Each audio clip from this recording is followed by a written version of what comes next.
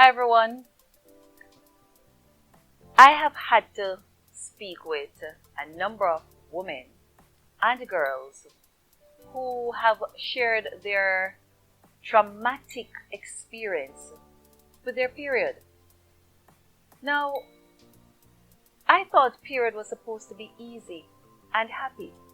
We know about the pains and stuff, but I had no clue that women were using newspaper for sanitary napkin, tissue and the socks. One lady told me that she would use plastic bag for her sanitary napkin. Now guys, no need for me to tell you that that's unacceptable. So Uniquely Me has gone on a period poverty campaign. Yes, you heard right. We are collecting 1,000, well the target is 1,000 sanitary napkins, 1,000 packs I should say, and I'd love for you to join me. So far, a number of you have been contributing, as you can see here guys, and we have a whole box full and we have a few more there, so much so I needed to have had my daughter helping me with this. I need your support. I need your support. If you're in Jamaica, Earth Elements in Kingston, they are one of our drop-off points. West Strait Medical in Portmore, they're another one. And of course, guys, the Knutsford Express. If you're anywhere in Jamaica, you can use their courier service, drop it off, and tell them the location for the destination for drop-off is the Angels Depot. Or you can reach me 856 5769 or send me a message. Let me know that you're willing to join in ending period poverty. Come on, let's throw these out, guys. All different sizes, we will take them. Send them on. This season of Uniquely Me is sponsored by Design Hub for all your printing and publishing needs. Woman's Touch, the healthiest pad in any aisle. Earth Elements, nourishing body, mind, and spirit. All natural, organic skin, hair, and body care supply store.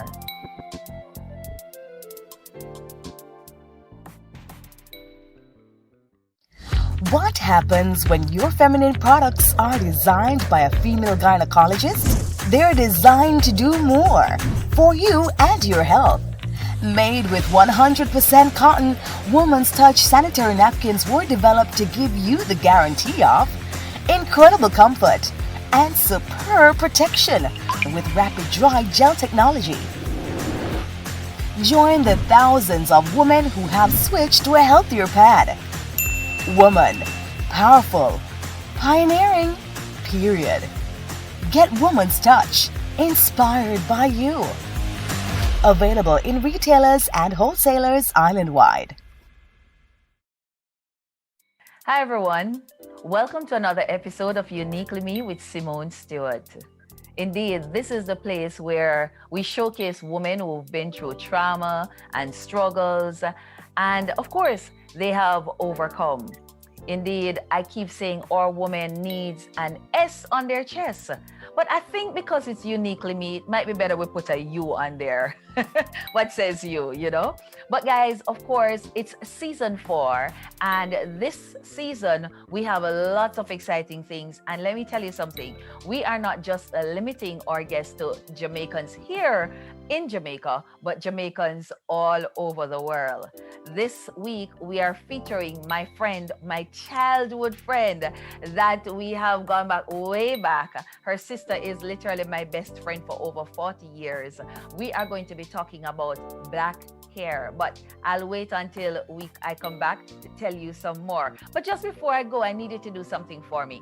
I need you to hit that subscribe button and of course the bell right beside it, that notification bell. Make sure you're hitting it so that you never miss another episode of Uniquely Me. So right now, get your popcorn, get your juice, get the lights set, and we are about to talk Uniquely Me. Uniquely Me is uniquely you. Balancing the different hats of life, achieving all your goals in the name of Christ. Uniquely Me is uniquely you. You can do anything. With the S on your chest, you can do all things through Christ who gives you strength. You are a winner.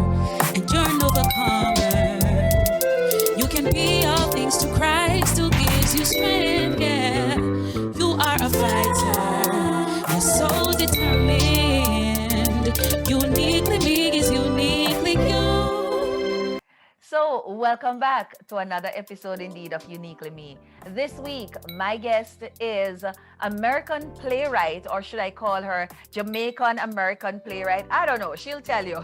Playwright Alicia Mullins Thompson. Alicia, welcome, honey. How are you? Oh my goodness, I'm doing so well, my dear. Thank you for having me. Thank you so much for having me on the show. You know, Alicia, when we were talking, I think it was last year or the year before, I wanted to get you on the show, but I kept saying to myself, Lord, how are we going to do this? When are you going to be able to travel to Jamaica so we can do this? But COVID is working for all of our good and definitely bridging those gaps. So this week, my darling, we are going to be talking about Black hair. And I thought to myself, who better to talk about Black hair than you, of course. But before we do that, Alicia, tell us a little about growing up, childhood, the whole works. Oh my goodness, growing up. And guys, she's a childhood friend. Like she said, she's my sister's best friend for over 40 years. So just growing up in Jamaica, with Simone and my sister and other family, we had lovely times, very nostalgic times that I can remember. And just going from school to church to home and, going over each other's house and everything. We had amazing time growing up in Jamaica. I honestly can't remember even a time when we had like a rift or anything, nothing like that. Always love, genuine, honest, authentic love. That's true. Well, many who are watching, you probably remember this little tiny girl who was always on the stage of Flankers All Age School, Flankers Open Bible, Flankers Community, anything that they are doing. She was there with her Louise Bennett skits. Alicia, any of them comes back to mind that you can remember right off the bat? Oh my gosh, New Scholar. I actually sometimes I'm commissioned sometimes when it's Independence. They will ask me sometimes, you want to do something for in Jamaica Independence Day? And I just put on my bandana outfit and I go right into a Louise Bennett poem. Give us a little piece. Give us a little tiny piece that you are used to giving. Okay. I'll give a tiny piece. Good morning, teacher. How is you? My name is Sarah Poole. And this is for my little boy, Michael. I may just bring him to school. Him born one rainy day, it was coming on tonight. Ugly baby grow pretty for true. For this one was a sight. Hey, Alicia. I'll stop it there. Exactly. But you have not changed one bit. And of course, you have followed that vision and gone into playwright and that kind of thing, talking about Black hair I Am My Hair. Hi, everyone. Thank you for tuning in. You are watching Uniquely Me with Simone Stewart. And uniquely me is uniquely you. So Lisa, we were talking about the whole matter of, Black hair or I Am My Hair. And I know one of your focus was the whole matter of, our hair, wearing our hair as is, it's Black hair. It's not, what you call it, Caucasian, or we're Caucasian. It's not Indian hair or whatever it is. But what made you focus on hair? And what did it do for you? Why? What triggered it for you? Well, for me, and at first I just want to say how blessed I am to have, grown up in Jamaica and not having to worry about the whole hair situation, right? Because in the Caribbean, especially in Jamaica, I know that you wear your hair however you want. Nobody's going to judge you for that. Mm-hmm. But when I migrated to the States and, just being in school and then later on in life, now going out into the working world, I saw the discrimination. I saw and I heard the discrimination for myself. Mm-hmm. In Jamaica, we say, picky head and stuff like that. And, it's all in joke. Yeah. But here, when they say it, it's to be derogatory. Yeah. And so just realizing that there were so many women up here that had hair issues, that it was causing trauma and just being discriminated against, meaning like you can be denied a job because of the way how you wear your hair. Right. So everybody was conforming, right? Right. And so with me coming from, having that artistic background, Yeah. I said, I said, this is a huge issue because Mhm. for me, I had my hair relaxed at one point Yeah. before, and then I had nice, loose, natural hair, and then I said I want to do locks, Yeah. and so I said, this is a really big issue because I'm seeing a lot of women having alopecia. Mhm. And I never forget one day my husband was like, why do you continue to put that white stuff in your hair? Uh-huh. Then you rinse it out and put rollers in there just to make it curly again. He's like, why not just see what it would look like in its natural state? Yeah. And I said, well, I don't think it would look good.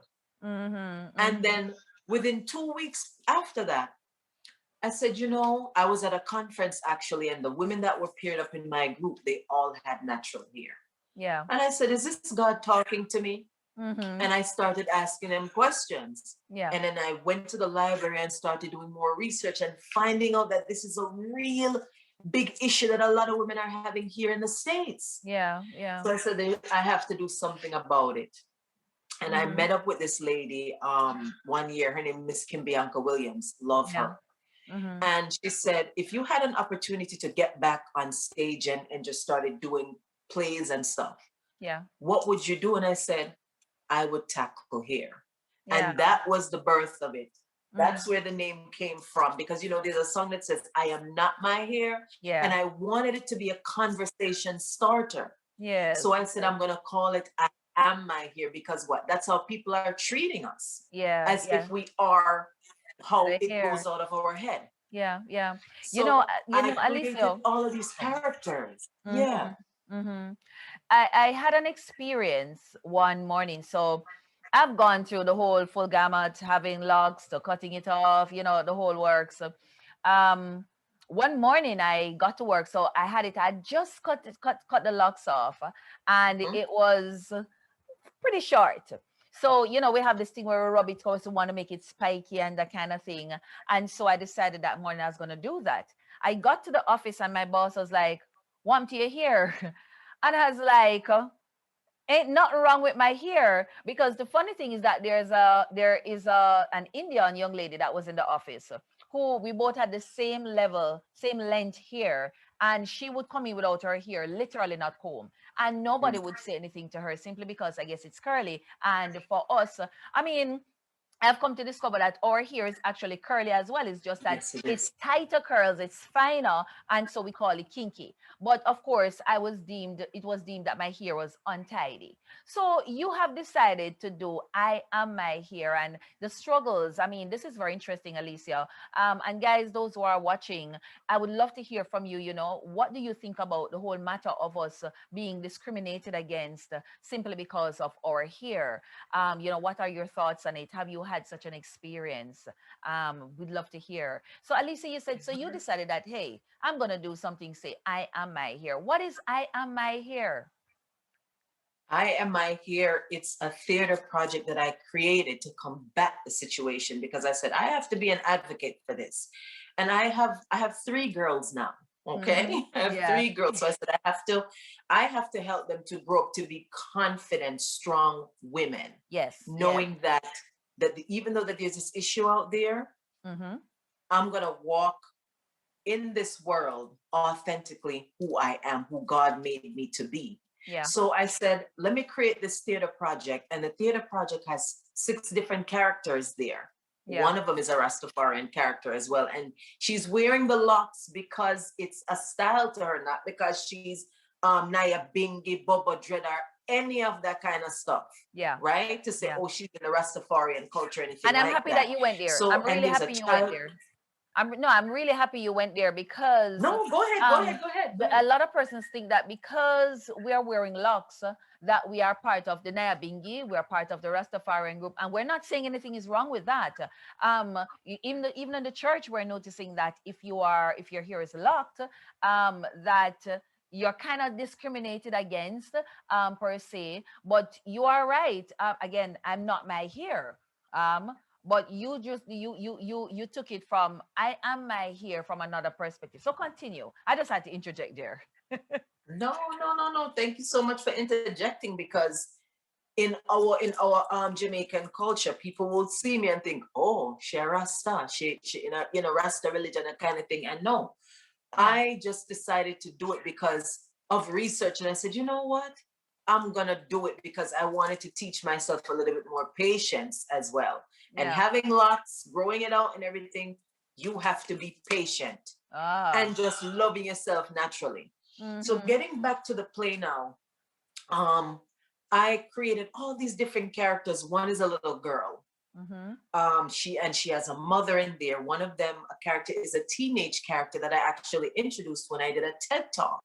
And one of the other characters, like I said, is a Rasta, is she wears locks, and the last one is an old lady called Mother Wise. And the reason why I love it as a theater project is because I performed it in so many different spaces and places, and it just really blows my mind, and I'm just so thankful that the Lord used me as this vessel to show people what's really going on, and to have people come up and say, you know what, thank you so much. That character really resonated with me. Oh, you know what? That was me. Oh, I was the businesswoman who was told that, oh, don't come in here with the hair looking like that. Or having to worry about going on a date and, oh, do I need to put on the wig? Do I need to do this? Do I need to do that? Giving yourself a mental headache over this whole thing just because of hair. You know? So it's very traumatic. It's very traumatic as well too. You know, just feeling like you can't be who you really are. You know, I'm happy you did that, Alicia, because even a while ago you said that Lux made you discover that you needed to develop patience. You know, what are some of the other things that you think are here, some other lessons that are here teaches us, especially those of us who are women? It teaches us that in terms of, if we don't have that long flowing weave, I mean, if you want to wear a weave every now and again, that's, you know, that's your prerogative, but don't use that as, oh, this, when I put this on, this is what beauty looks like. And when you take it off, it's like, oh my God, I'm hideous. I'm not going to go anywhere. Let me just put a hat on and not even show myself. You know what I'm saying? So it deals a lot with self-confidence, self-image, and self-worth. Say that again. Those I think you need to say things. that again. Self-confidence, self-image, and self-worth. And those are the things that we really need to be teaching, you know, for other women to learn and understand, and also for our children growing up too. Especially our girls and our young ladies. We want persons to understand that we're not saying anything is wrong if you want to go what we call relax your hair, if you want to go lock that hair, if you want to cut it all off, ain't nothing wrong. We're just saying to society at large, don't judge me because of my hair. Don't deny me because of my hair. I am not my hair, really. And at the same time, I am my hair because my hair is what defines me in terms of my self-worth, my God-given, this is what God gave me, and therefore why should I go change it? Because, but Alicia, what do you say to those women, however, that says, hey, I can't wear this here, it's nutty, it's twisted, it's kinky, it's kaya, for want of a better word. What do we say to those women who are struggling and who has society has locked them out as a result? So I've actually had a lot of breakthrough with the very women that you're talking about by introducing the characters to them. And then it starts to open up their mind for conversation. And then they open up and start sharing more about themselves. And you just see it kind of disarms them. And so I just want to encourage those women out there in the world, because I was once there. I was once there. I never forget one day, when I had this job at a law firm, and I didn't get a chance to relax my hair. And I said, oh, you know what? I'm just going to just gonna just put the rollers in there and see what happens. When I woke up the next morning, I didn't like how it looked. I hated it. Yeah. And I put on a wig, didn't really like how the wig looked. You know what I did? I called into work sick. Oh, And my God. yes. So that's so it's a mental thing. Yeah. More than anything else, it's a mental thing. Right. And you have to work on the mind. You have to work on the mind to really see and understand that, you know what? I'm beautiful just the way that God made me. Yeah. And one of the characters, the last character, Mother Wise, she quotes a scripture in Revelation chapter 1, verse 14 and 15. Yeah. That's when she realized her beauty. She's like, my beauty is from God. And from the description, it sounds as if he looks like me with that woolly textured hair. Yeah. Right? Right. That kinky woolly textured hair that the Bible talks about. That's when the light bulb went off for her in her 80s and realizing that, oh, I'm going to start walking with my head held so high. Yeah. Right? Yeah. Not as boasting or, showing off, but this is who God made. And I'm just as good as this other person over here. Exactly. Oh my God. Alicia, I don't think many persons know that all those characters that you're talking about in the play, that you are actually the person playing all the characters. Yes. Where all do 6 of them. where do we get a little snippet or get a chance to watch the entire play? I is it do recorded have anywhere? it on an I have it in an unlisted section of my YouTube page, because I do have an unlisted YouTube. But what I like to do is I like to collaborate with other organizations and other entities and individuals to say, hey, I'd love to, hear a piece of it, or I'd like to experience it. And I say, okay, let's work together so that can happen. Right. Are you working on any project just now? Or any collabs? I finished up a project called The Journey to Purim. And what that is, because I know everybody may or may not know about Queen Esther. And so I just finished that. And another project I finished up is called I Salute You, Good Men. And I did that originally too as a one-person show, but I actually auditioned it out last year and I put it out there as another theater project. Just kind of showing appreciation for men out there in the world that are doing amazing things. So that's another really great project I'm proud of as well too. Awesome. Where can we find it, or where will it be shown? So that I have on YouTube as well. So if anyone wanted to see it, then they can contact me and I can release some portions of it to them. I also birthed out of Artistry's ministry, because that's my artistic platform where I educate and inspire for change. And so what I like to do with that is I have this program called Modesty in Motion.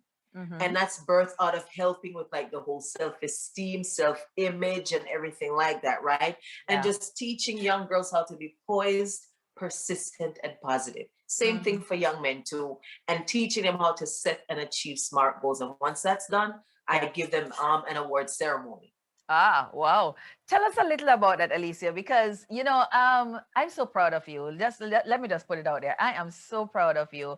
And it's usually nice having grown up with your peers and seeing what they have become. And I'm really thankful to God for creating this platform that I can help to showcase what's happening with our friends and that kind of thing. Tell us a little bit more about that coaching program that you have. I like it. Thank you for that. And so again, it's called Modesty in Motion, MIM for short. And for boys, it's called Seed of Nobility, SON. Everything is the same concept, being poised, persistent, and positive. Yeah. And the duality of it is to teach them how to set and achieve SMART goals. And SMART is an acronym, actually, and I take them with this journey using creative writing and just different artistic things. And then also just using that for self-improvement, because we all need to know from a young age, how to set goals, right? Just something simple as chores. Why are chores important?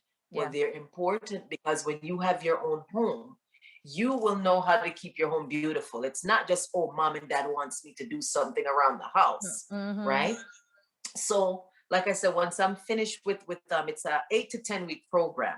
Okay. And what we do each week, we talk about things dealing with self-esteem, you know, self-image, all of that. And we also talk about, how about now you set 2 to 3 goals? And I tell them, one of your goals has to be something internal that you want to do better with, you want to change about yourself. It could be, I'm so angry. What are some strategies that I can learn to deal with my anger? Yeah. We work on that.